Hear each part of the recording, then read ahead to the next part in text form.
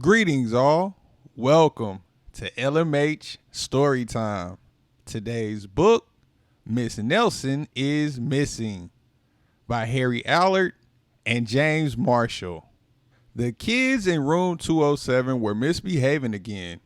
Spitballs stuck to the ceiling, paper planes whizzed through the air. They were the worst behaved class in the whole school.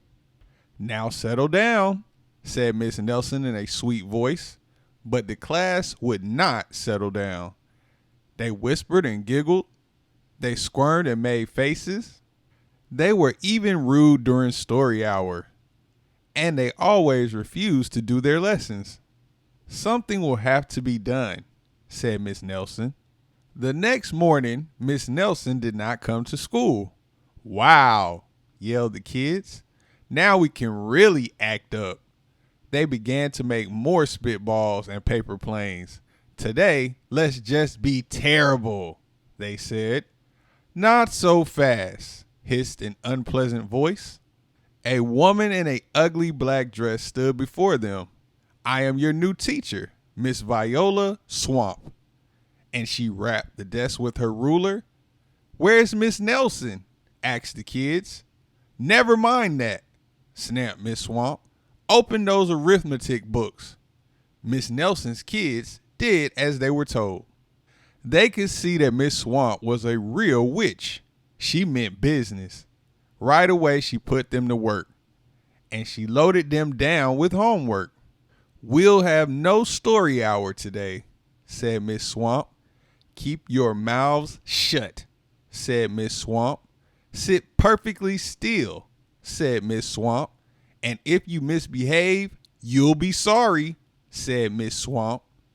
The kids in room 207 had never worked so hard. Days went by, and there was no sign of Miss Nelson. The kids missed Miss Nelson. Maybe we should try to find her, they said. Some of them went to the police. Detective McSmog was assigned to the case.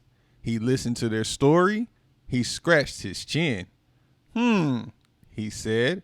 I think Miss Nelson is missing. Detective McSmog would not be much help. Other kids went to Miss Nelson's house. The shades were tightly drawn, and no one answered the door. In fact, the only person they did see was the wicked Miss Viola Swamp coming up the street. If she sees us, she'll give us more homework. They got away just in time. Maybe something terrible happened to Miss Nelson. Maybe she was gobbled up by a shark, said one of the kids. But that didn't seem likely. Maybe Miss Nelson went to Mars, said another kid. But that didn't seem likely either.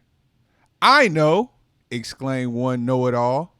Maybe Miss Nelson's car was carried off by a swarm of angry butterflies. But that was the least likely of all. The kids in room 207 became very discouraged. It seemed that Miss Nelson was never coming back, and they would be stuck with Miss Viola Swamp forever. They heard footsteps in the hall. Here comes the witch, they whispered. Hello, children, someone said in a sweet voice. It was Miss Nelson. Did you miss me? She asked. We certainly did, cried all the kids. Where were you? That's my little secret, said Miss Nelson. How about a story hour? Oh, yes, cried the kids. Miss Nelson noticed that during story hour, no one was rude or silly. What brought about this lovely change? She asked.